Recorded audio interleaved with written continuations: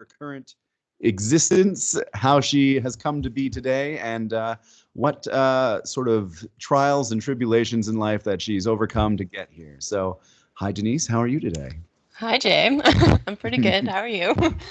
I'm doing very well. I'm very excited to talk to you today because I think, like personally, I find you a very influential character in life.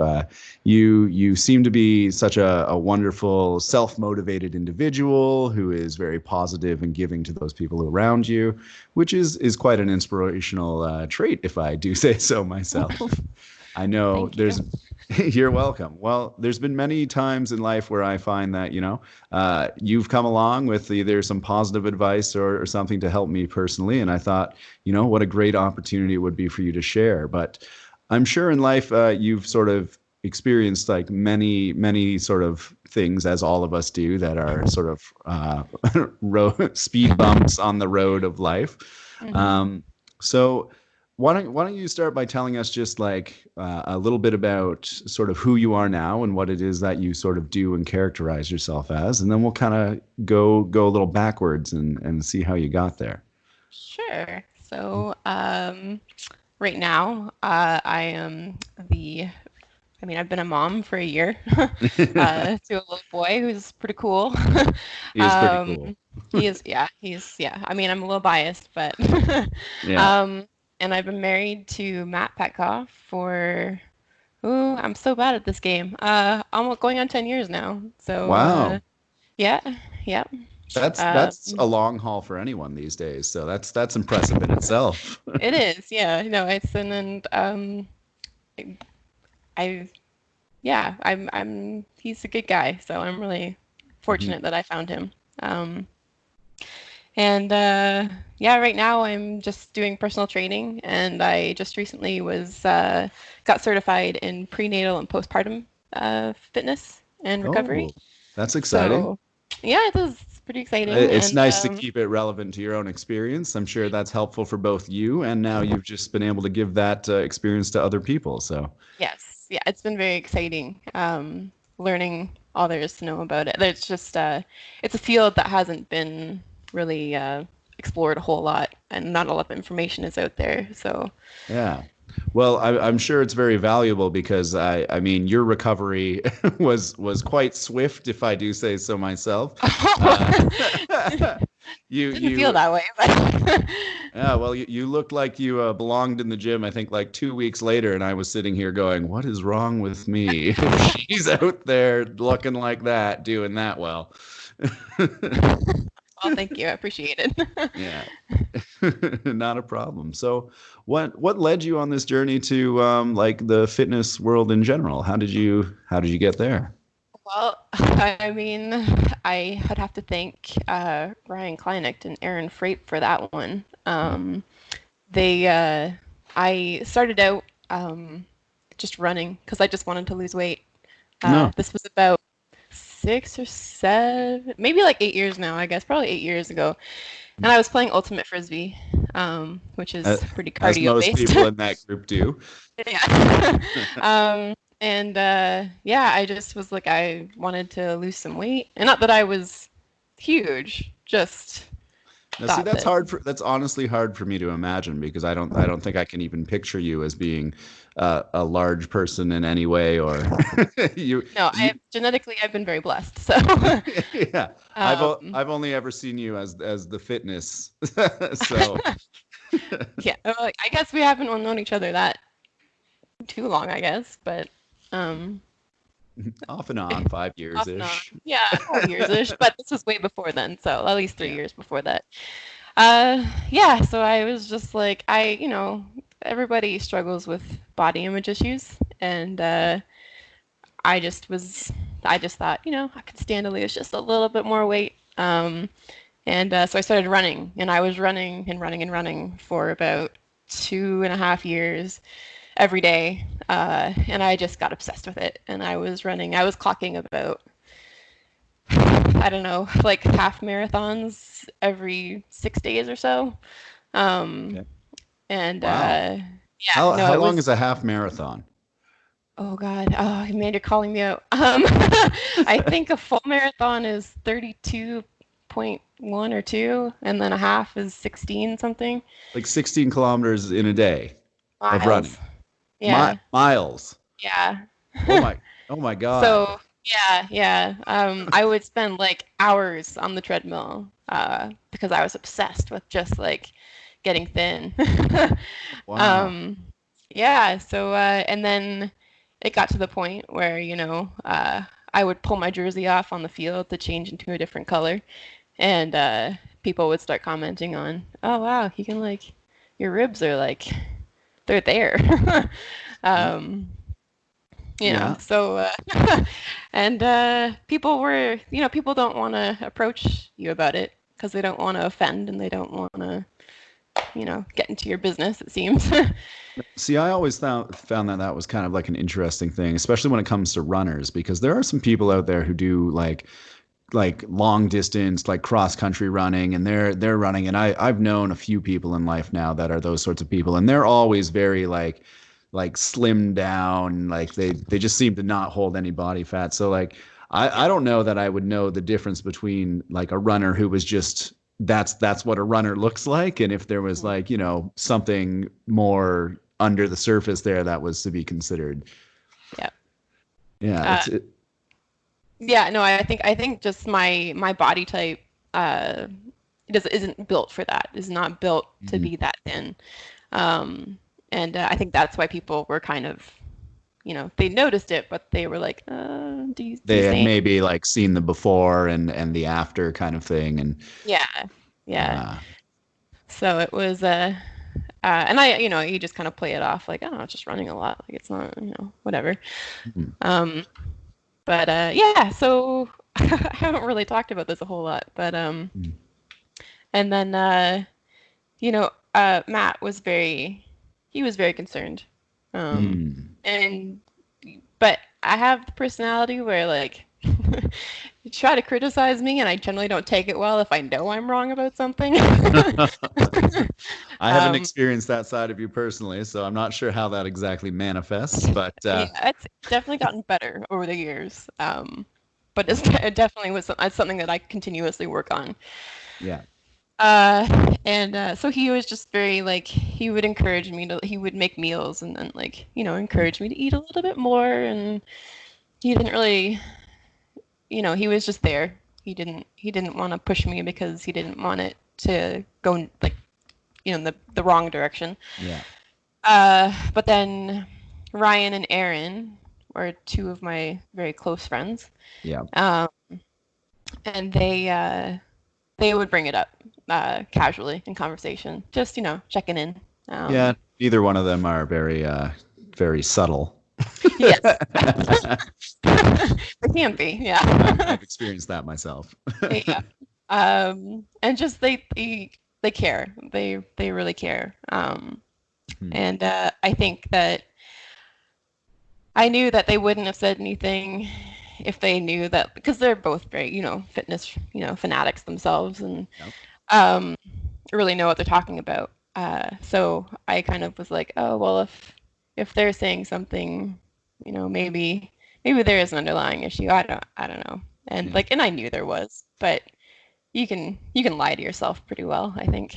Well, see, that's an interesting sort of thought around that, though, is like at one point, like at what point do you feel that you were consciously sort of aware that this was an issue versus like just thinking it was kind of like normal behavior?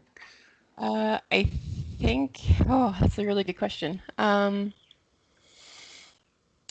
I feel like it was sometime after they had both approached me separately. Uh, and we had talked about it, and it was kind of kicked off the thinking of like, well, maybe this is a problem. And then there were a few months where, if this is TMI, I'm sorry, I didn't get my regular cycle.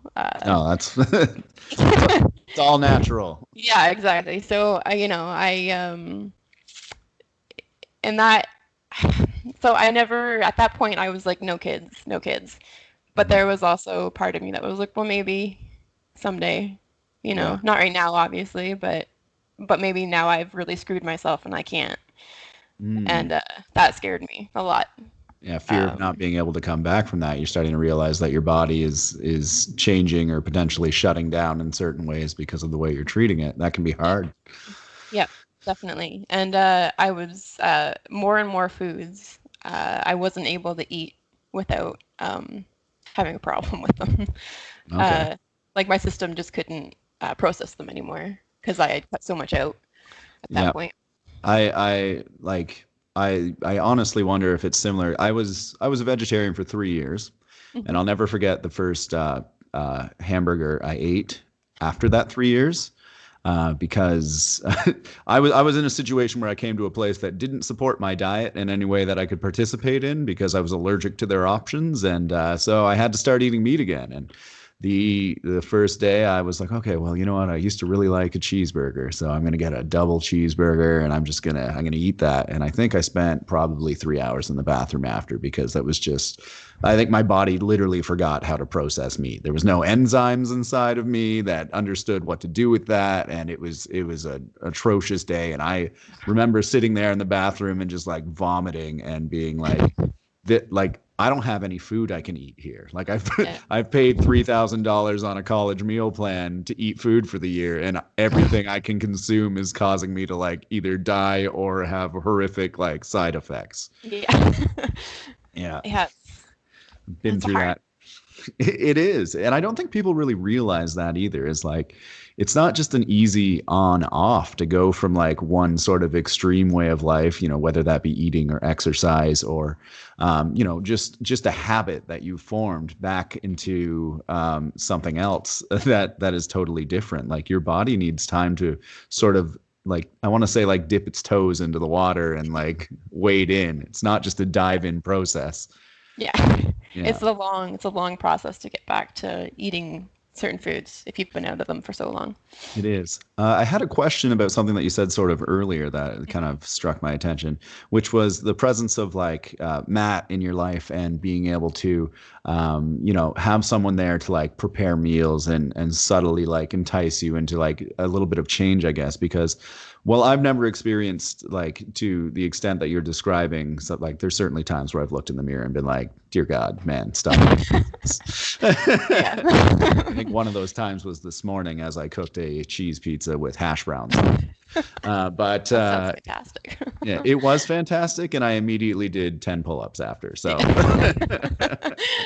um, but I've definitely had people in my life, and I think I've been on sort of the Matt side of things where I've just because of the way I am, I suppose I've dated a lot of people who are like smaller.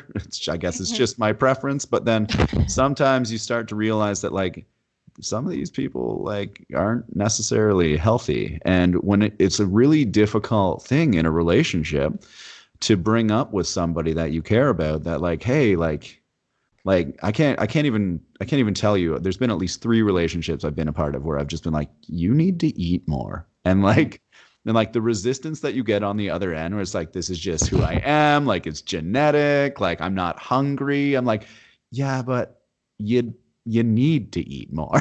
This Mm. isn't about like what your preferences are. Like I'm seriously concerned because I can see the parts of you that are supposed to be on the inside and Yeah. they're presenting as the outside right now. And so, Yeah. what do you think was most helpful for you given that relationship in terms of like having another person trying to like push you along that path? Even though you've said, like I'm quite sort of stubborn and maybe a little bit argumentative when Yeah. resistant to that.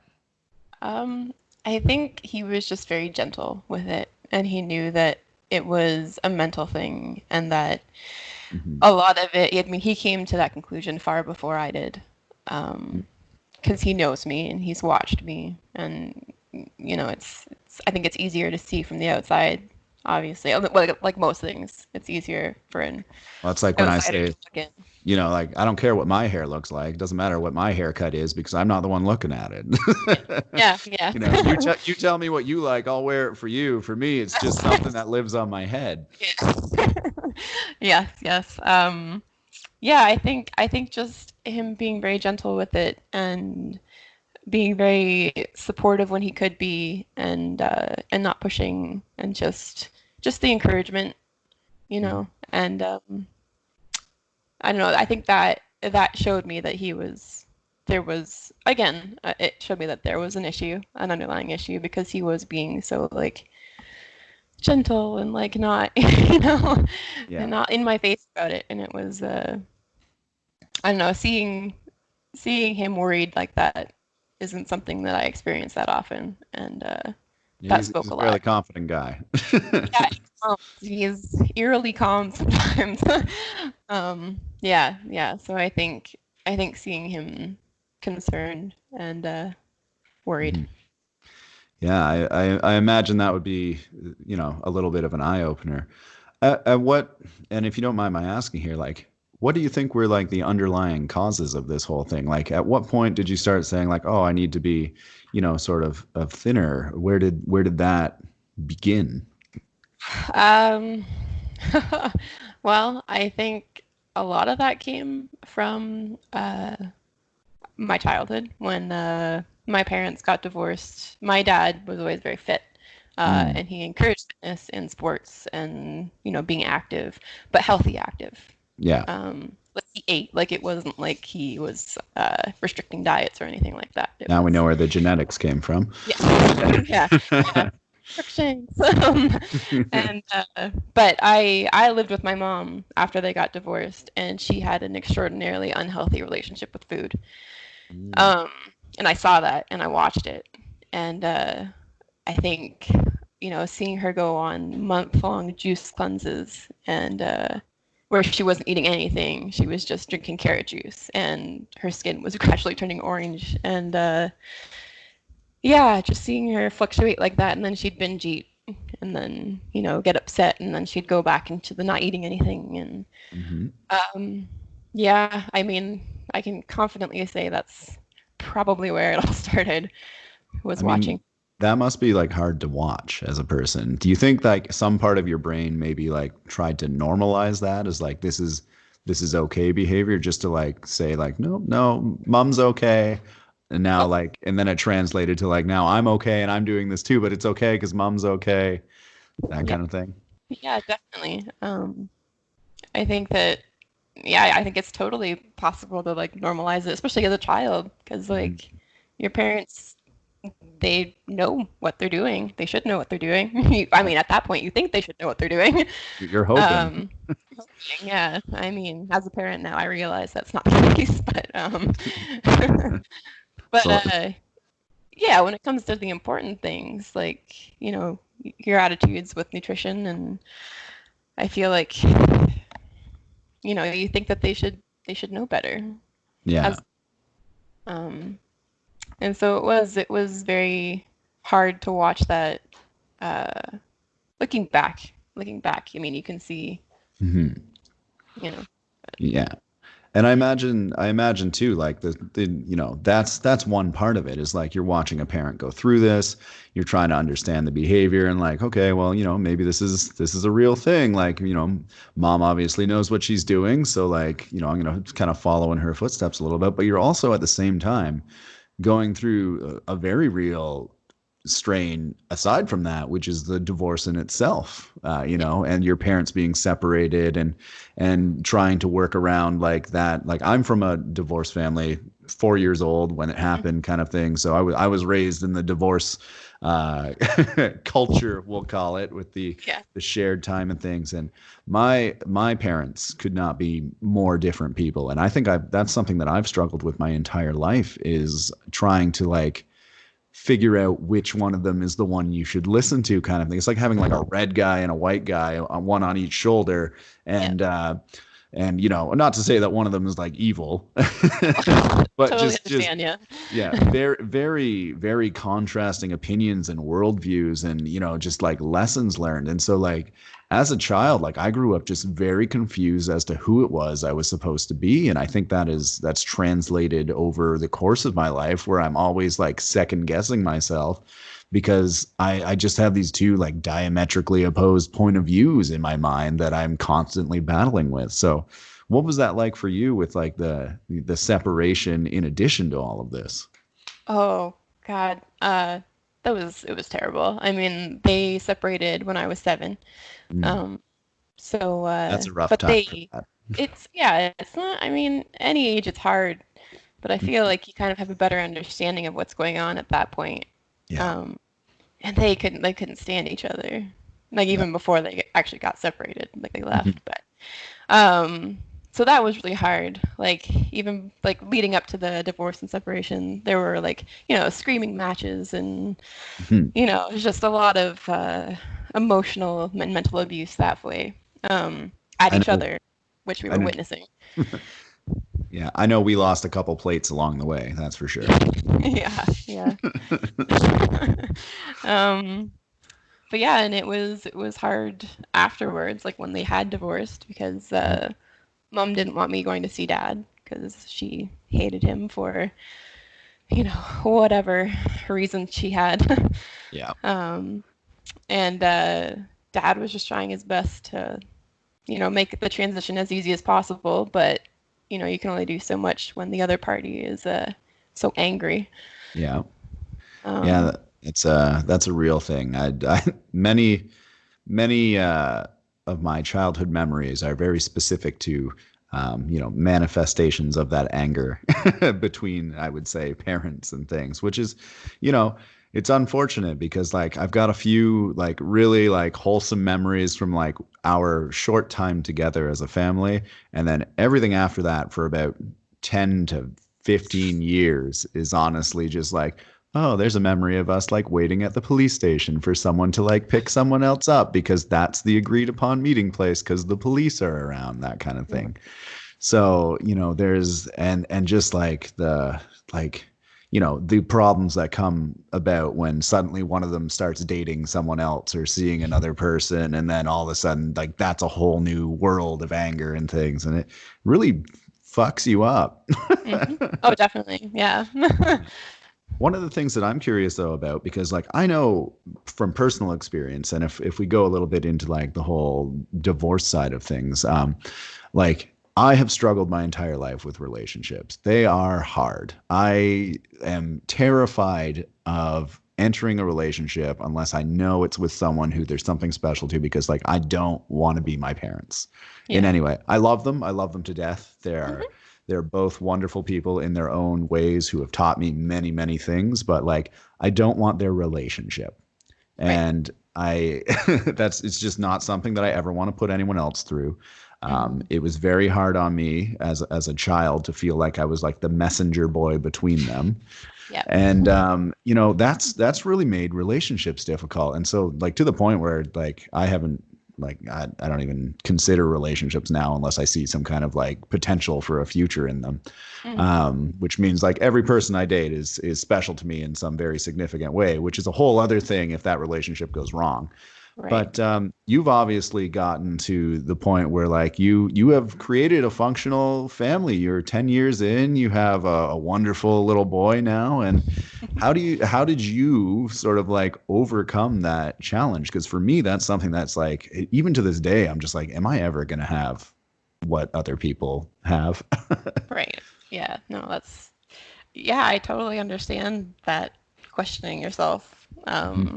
And it took me a long time. It took me a lot of destructive relationships to get here. And by a lot, I mean there was like two significant ones, but I mean it seemed Yeah. like a lot of the time. The significance of the relationships probably made them a lot, regardless of the amount. Yeah. Yeah.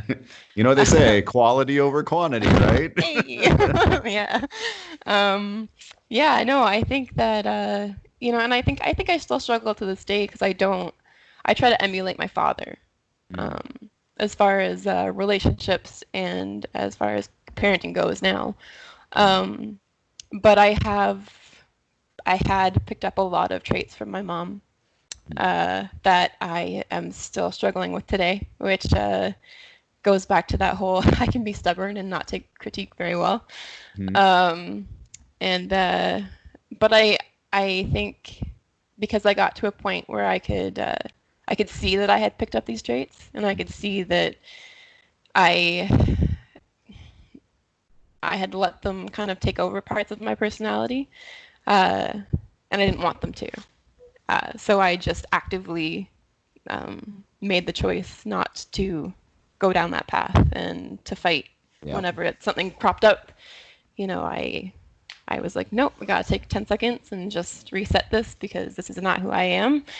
Hmm. And I think Matt helped a lot with that because when I finally got to the point where had met him and we were dating, I had come to that realization that I had these traits and, I had to fight against them and stuff. And I told him to call me out on them if it ever cropped up. And I Hmm.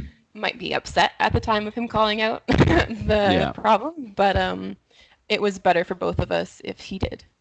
Yeah. So That's a that I think difficult has thing to helped. do, but Hmm. it takes a lot of self-reflection to be able to like identify that those are things, and then even still a bit scary for the other person when you're like, okay, you told me to do Yeah, this, and totally. I'm Yeah, I'm yeah, noticing it right now, and I yeah, really, hope that you respond well to it, but please yeah. keep in mind our previous agreement. Yeah, and I Yeah. know I know he struggled with it in the beginning, and I'm sure he still does to this day. But I Yeah. think he's a very strong person, and Mm. I think he can take things kind of on the cuff. So Yeah. It's kind of like a mountain. yeah, yeah, kind of a little bit. Kind of a little bit like a mountain with a Yeah. great beard. Uh, Yes. Yeah. yeah, well, I mean that's fantastic that you've been able to sort of do that because I don't think most people have like the presence of mind to be able to like acknowledge those, or it may not even be the presence of mind, but I think there's just a lot of like shame and embarrassment associated with like that. Like for myself, like I constantly struggle with like, these are very real problems. And I feel like I've got them from this place. However, like I don't want to be like that. So when other people point that out and they're just like, this is a thing, I'm not even embarrassed that I'm in the situation. I'm just ashamed of myself for like knowing that that's a thing I've been trying to avoid my whole life and yet still finding myself in those situations. It's like, what do you have to do to get away from this behavior? Like, is this a genetic flaw of mine where I'm just like unable to change because it's programmed Right. into me?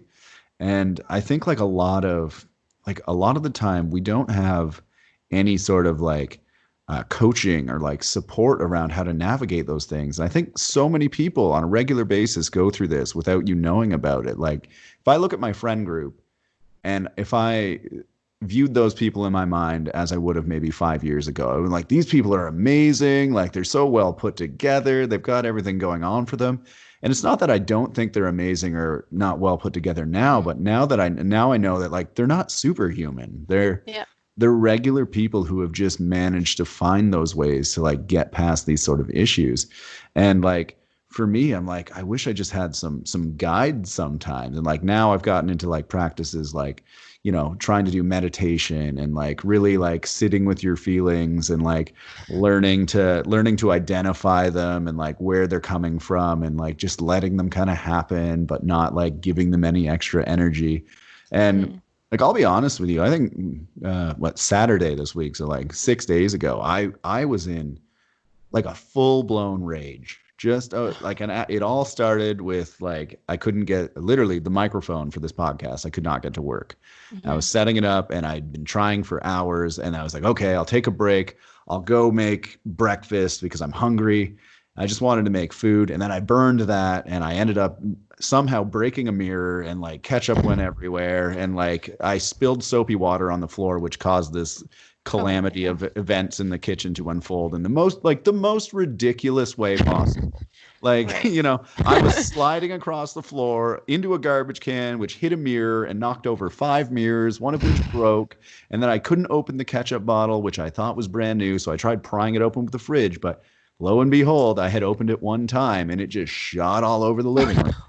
And Oh like it was, no. I was in a rage for like Hmm. 3 4 hours and I just could not like get rid of that horrible energy. And I sat there and I was like, how did I end up like this? You know, Yeah. like why is it that these little things can bother me so much? And like I look back and I'm just like, my father's dealing with a lot of like mental health stuff right now where he's got like a form of dementia that's very early onset. And like I see those sort of qualities in him as he gets frustrated where like little things just don't work out and he gets so angry at them, whether that be like using his phone or just trying to get like a four-wheeler started and for some reason it's not. And I'm just like am I becoming that? And it's terrifying. Yeah. It's absolutely terrifying to like sit there and like I'm like why as like a society do we not focus on teaching people about these things and just bringing them to light in the first place that like these are regular things people go through. Hmm. Like I know like significantly more people with divorced parents than parents who are Oh, together. for sure. Yeah. Yeah, and like if our divorce rate's like 65% or something at this point in time, like how is it that we haven't got anything in place to like just teach people about navigating these struggles, you know? Yeah. Yeah. Hmm. Or at least more commonly known ways to strategize. I mean, Yeah. it's one thing to just go to therapy, but I mean, a lot of people, there's a lot of stigma around that too. Well, that's the So, thing about therapy, right? Is it makes you feel like there's something wrong with you. yeah. It's like it's one of those and like I went to the University of Waterloo to study therapeutic recreation, Hmm. which I'm happy to say I have not completed yet. After a 3-year hiatus, I'm enrolling again this semester for a course to Yay. work towards completing that. But I digress. One of the projects that came up in like our first year that was really like sort of interesting to me was, and it may seem simple. They were like, okay, you've specialized in therapeutic recreation. Define what therapeutic recreation is to you. And there's like a class of like, I don't know, 100, 150 people or something like that. It's big university. And they're doing their presentations and they're like, therapeutic recreation is responding to, it was very like responsive, right? Hmm.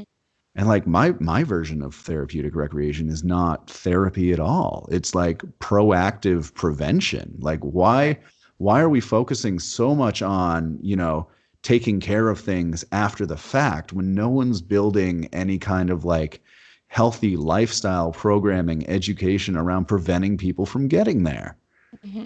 And Yeah. it's mind blowing to me that nobody puts the consideration to that. And I just don't know if it's like not where the money is or what, but Right. it's so shocking the increase in like mental health issues that we have these days. And it's like a constant thing where it's just people are just struggling and we've got all this therapy which comes with this stigma. Well, like if if I had met you like years earlier, maybe I would have gotten into my, fitness training as a teen and felt like so much better, living like Yeah. healthy, active lifestyle choices and just being a better version of myself that I could have avoided a lot of that.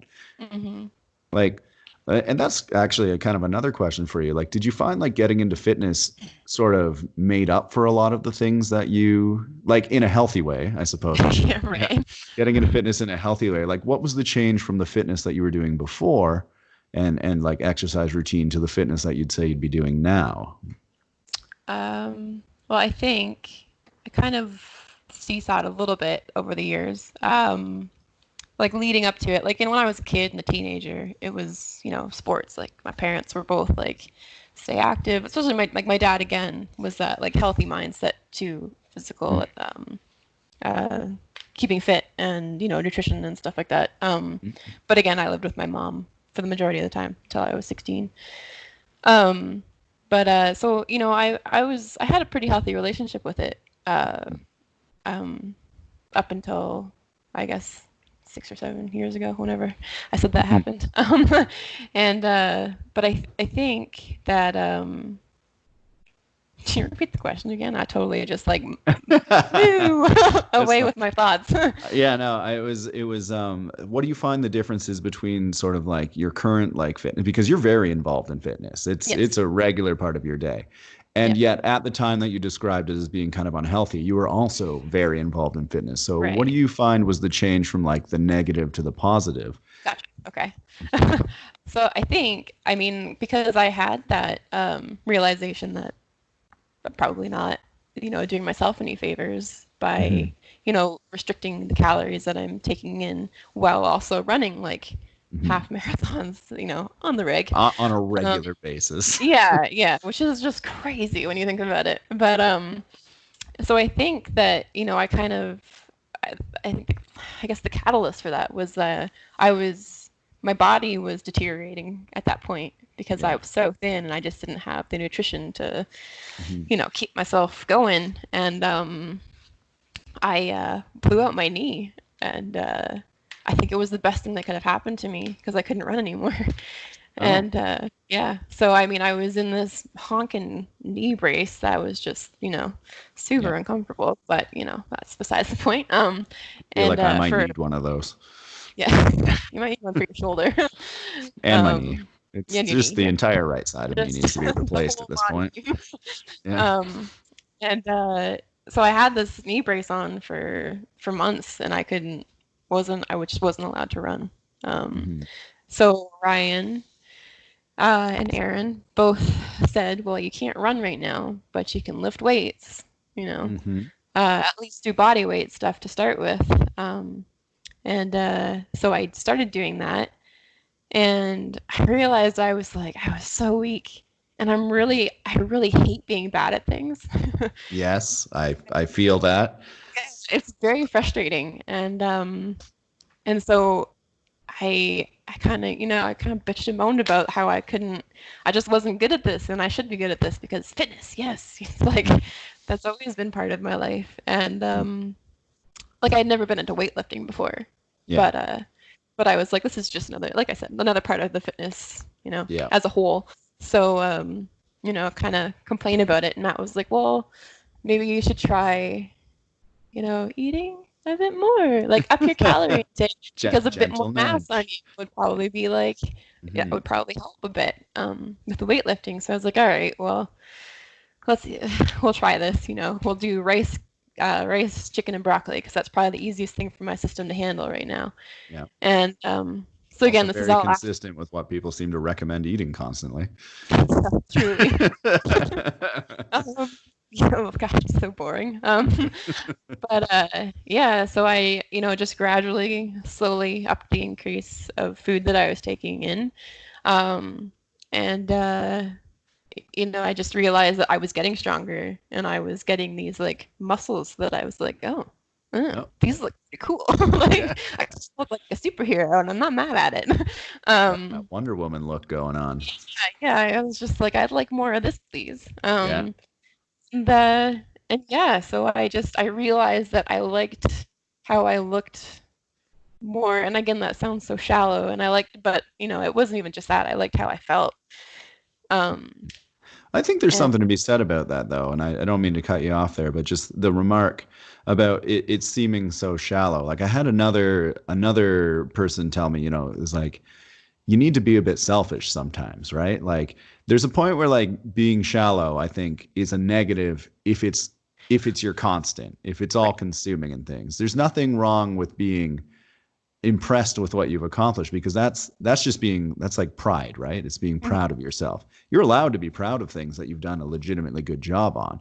It's when it's sort of like this is all I care about now and it's the one thing that makes me. So like I do think, there is a place to be shallow sometimes. And when you're going through a difficult time and you're noticing a change for once and you're happy with that, like you can let that take you over. Just Yeah. don't let it become everything that you are, right? Oh, definitely. Yeah. Yeah. And I think, yeah. And like I said, I also liked how I felt too.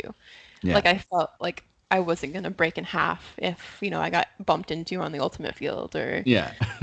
Strong so wind came up. yeah, exactly. Which is like, yeah, truly. Uh, and yeah, I think just that shift in like, you know, yeah, this actually feels really good, and I'm actually really good at like lifting heavy objects Yeah. all over the place. So that felt really good, like just being good at it. Yeah. Um, and I think feeling like I was good at doing this really fueled my drive to keep doing it Yeah. and to keep like because having that extra food coming in was helping me get better at the thing that I was really enjoying. Hmm. Really just kind of snowballed into this. I delved into nutrition and like the Renaissance periodization is a program that I follow. Okay. Shout out. And they it's very science based, and so I I think know nothing that. about it, so feel free to tell me a little bit about that. Oh, well, it's just the RP. It's like an RP diet. You can check it out on Instagram. Um, All right, all maybe right. I'll get like a little, Well, you shout know out. what? I am looking to figure out how to grocery shop in this apocalypse because Mhm. I've started eating a lot healthier now, and also unhealthier, as I demonstrated earlier by saying I did eat a pizza covered in hash browns. But Right. I am preparing for a move, and I'm just trying to clean out the freezer. So, like getting creative with all the frozen things that have been in there for Yeah. who knows how long. Um, but one of the things that I kind of like just sort of came across my mind when you were sort of talking about it, and it was more of a comparison of like now I was unaware that you'd like blown out your knee and were off running because I too have experienced a time in my life where I have not been allowed to run for a significant period of time, and that was I think you were around for that when I ended up on crutches and absolutely refused to stop doing activity despite I it. remember being a little bit upset with you during that time. Uh, yeah, it was I made a lot of friends at the gym. The crutch guy. Yeah. Yeah, people were impressed with my 2 hour gym routine without doing any form of legs.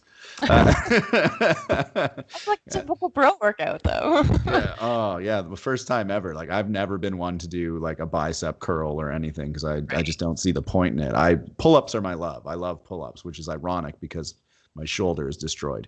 So that's the thing. But the to get back to the point of it, like Mhm.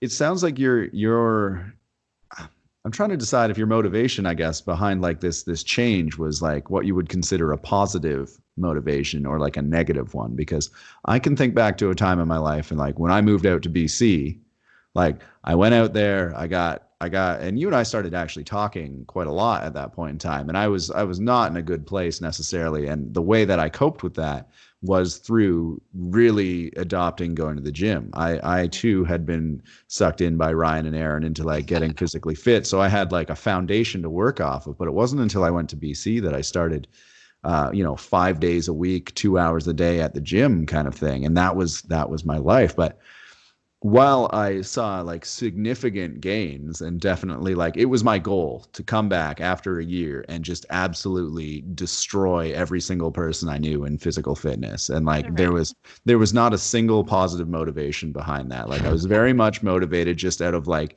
an anger and like a need to prove to people that I could be something valuable and worthwhile. And it wasn't for myself. And like I fed off that rage for like a solid year and just like pushed myself to a level that I couldn't even believe was possible to, achieve. Mhm. Whereas I feel like your motivation was slightly different, but I'm trying to how did that feel to you? Was it like I need to do this for myself kind of thing and like it's a very uplifting good feeling, or was it kind of like I can't function the way I was, so I need to find like a replacement sort of Right. I don't know. Like how do you feel about it? Yeah, I feel like it was positive. I feel like I had a really good transition into it, and I think because I did feel so good doing it, um, I think that in itself was positive. Just like not even just as far as physical appearance goes and liking how I was looking, but just feeling like powerful and strong and like that. That felt really good. Being able to do like small things, without feeling Yeah. like, I'm gonna break in half. Yeah. um, but I think it was positive. I think that the encouragement from friends and that helped too. And like Matt was very like, yeah, I'll buy you like whatever you want. Do you want dumbbells? I'll get you dumbbells. Like, just start us. I mean, I started lifting. I was doing bicep curls with they're down here somewhere. I keep them as a reminder where I started, but Yeah. cherry, like the cheesecake filling, like the cherry Yeah. pie filling. Yeah, Yeah. that's what I was lifting with, were these cans of cherry pie filling. And see, I think like Um, a oh, sorry. no, no, no, go ahead. I was gonna say, I think when people like look at making these changes in their lives, they find themselves in similar situations where they're just like, there's no possible way. Like I am so weak, or like, just so far from my goal that like, how would I even get started on it? Like I can't lift the basic weight kind of Yeah. thing.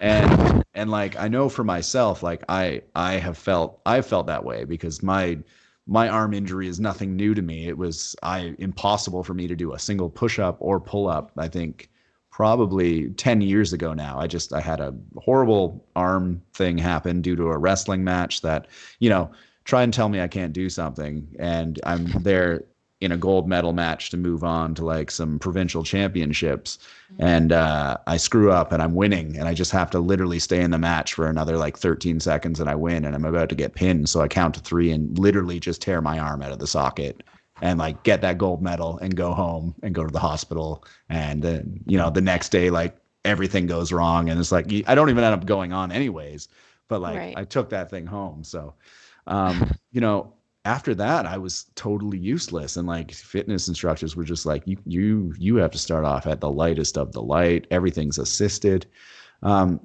but like you obviously had to like modify that to a point where you could function. And there must have been struggles associated with that, where you're just like I'm sure there were times where you felt like giving up or something, right? Definitely. It's For sure. like a cheesecake tin is it feels very different when you're watching people that you're idolizing lifting all of this Yeah. weight, and you're doing a cheesecake thing. Yeah. Yeah. So It how sounds like when you say cheesecake thing, but yeah. yeah. Yeah. Yeah. So Like, I was gonna say, how did you push through that? I mean, again, I think it's like a lot of motivation comes from like I hate being bad at something. It Yeah. drives me nuts. It just and if I know that I have the capacity to be good at something, if I know Hmm. that there is part of me that it, you should be able to do this. Yeah. That was the big driving force behind it. It was just like I know I can do this, but Mhm. like, and yeah, sure, there were days that I was like, fuck it, I'm over it. I don't. Yeah. This is stupid, Yeah. And then those were the days that like, Matt or Ryan or Aaron, or like, even like Joel, like they would, Hmm. they were like, you totally go do this. I mean, you feel better when you're doing it. Like, Yeah. just don't take a day off, take a break, go read a book, watch a TV show, and then get back to it. But like, Hmm. it's just that constant encouragement because they could tell that I love doing it.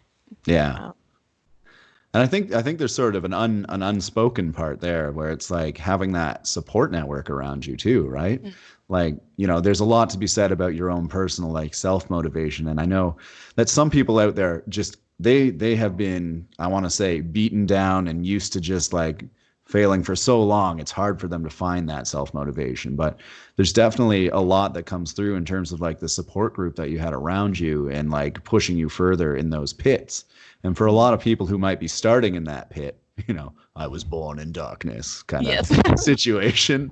That's a super important thing because I was fortunate enough to have literally the same group of people, Yes. motivating me to do it. And like this was something I thought was unachievable all my life. Like I remember coming into like college, 3 years of vegetarian, 145 pounds at, roughly 6 feet tall. And, and it was like, to me, it's like, I'll never be one of these like fit, big people. And now Right. people are like, Jay, you're not a small guy.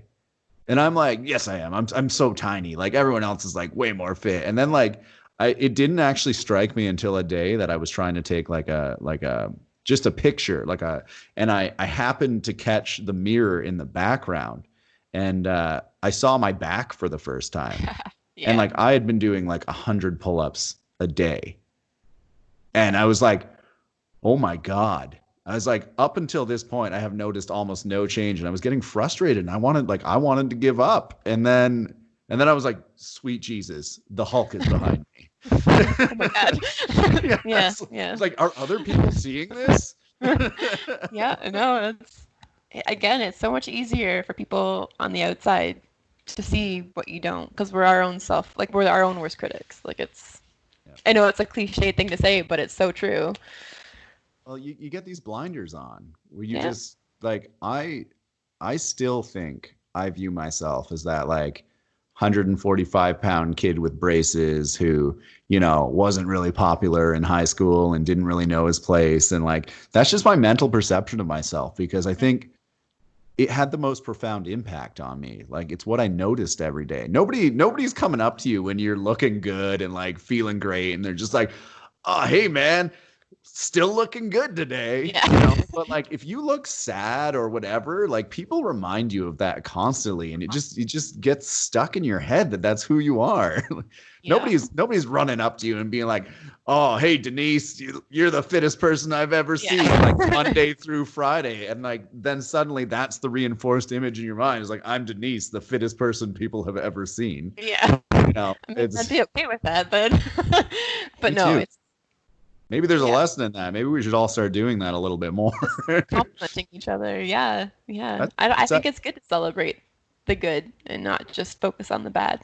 I think it's just easier to focus on the bad, but and like the little things too. Like it doesn't need to be a big accomplishment. Like if you did one more rep than you normally do a day, or like, read one more chapter of a book if that's the thing that you're trying to get into, or you draw one more drawing because you want to be like an artist and take the time to learn. Like I think we need to start celebrating that in each other a whole lot more because otherwise we're just surrounded by so much negativity all the time. totally agree. Yeah, yeah. As humans, we're such judgmental assholes. we just Truly, yeah, we for just sure. are. Yeah, Oh, and I hope we can change that at some point in time because there's so many just fantastic people out there who I think just are too afraid to come out of their shell.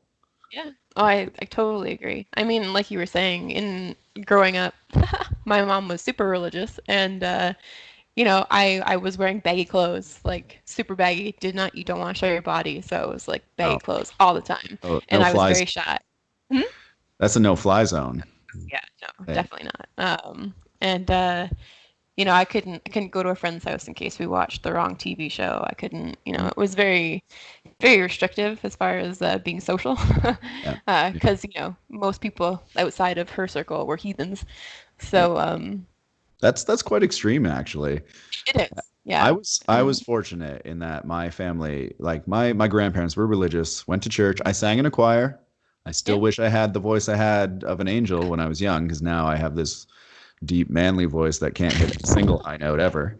Um, but yeah, like thankfully for them, and it was actually a funny kind of realization how much that impacts people, like the topic of religion and things, because I had my friend John over once for just dinner, and we were just stopping by to my grandparents because I wanted to visit them, and we'd been there for 3 hours or something, and we sat down for dinner, and next thing you know, like John goes to start eating, and my grandmother goes, "No, stop!" Like, well, he doesn't like jump on him or anything, but no, he's like, yeah, "Oh, wait, we're just gonna say, like, but first before we eat, let's just say grace." And he got this like look on his face, like it just blew his mind because he's from this like religious family, super religious family, and he's like, "Wait, what? Like you're religious?" And they're like, "Yeah." They're like, I haven't seen a single like cross or anything in this house, and like I'll love my grandfather for this for the mhm, rest of time, and like I may be paraphrasing, but in my mind the conversation went exactly like this, and he just kind of turned to John. He's like, "John, like religion's not about crosses and all of that stuff. It's just about treating other people well, and that's really it." yeah, And I was like, my grandfather summed yeah. religion up in like 4 words. And I was like, I love you. I love you so much. I've never loved another person more than this right now, That's because like amazing. that is exactly all religion ever needed to be, was just Yeah, instructions and a reminder even to just treat good. each other well. Yeah, yeah, totally. I mean, my father was a pastor growing up. Really? Yeah. So, and he was the one, he preached all about, religion. I mean, it's not just, a building, and it's not just you know, like you were saying, crosses and all these Yeah. symbols and stuff that we've built up. It's just you treat each other well, accept everybody for who they are. Like, Yeah. you can't cast people out just because they have a different lifestyle than you. It doesn't make them bad. No. And I think that disparity between the two of them, like they such different people, yet he was the pastor in that relationship, Mm. and she was the one who would, couldn't date a boy because he was Catholic, and that was bad. Yeah. um, so it's just an interesting comparison considering you would Yeah. think that he'd be the one that was.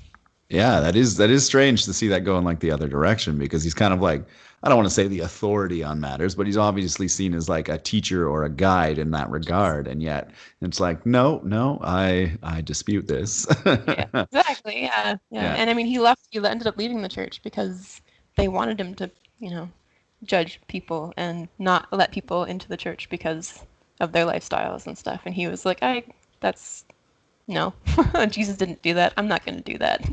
He sounds like the right kind of pastor. Yeah, I mean, if you're gonna have one. Might as well have the one that's going to accept you because I know I'd Yeah. get kicked out pretty quick. Oh, for Yeah. sure, same. Bible studies do not appreciate my attendance. Let's just put it No, that way. I have I, way too many questions. which I mean, you definitely should have them. So, especially when it comes to religion. I'm sure there's like a sheep metaphor in there somewhere, but I don't I'm know it. sure. Yeah, Yeah, I but don't. I can't blindly take someone at their word. Like I need to be able to think for myself and come to my own conclusions on things. Yeah, And I think it's sad when people feel that they can't do that and that they just have to be a certain way. definitely.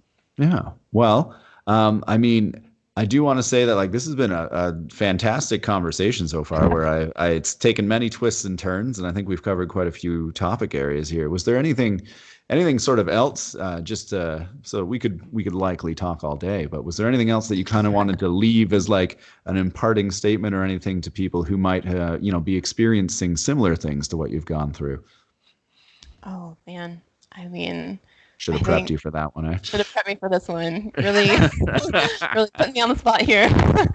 I think just learning to, and I know it's a really hard skill to learn, and I still, struggle with it daily. But just really learning to look at yourself and what motivates you, and being able to look at the bad parts, and acknowledging them, and Yeah. respecting where they came from, uh, Yeah. and just being able to, going forward, actively make choices that, well, I mean, oh God, I'm so bad at this.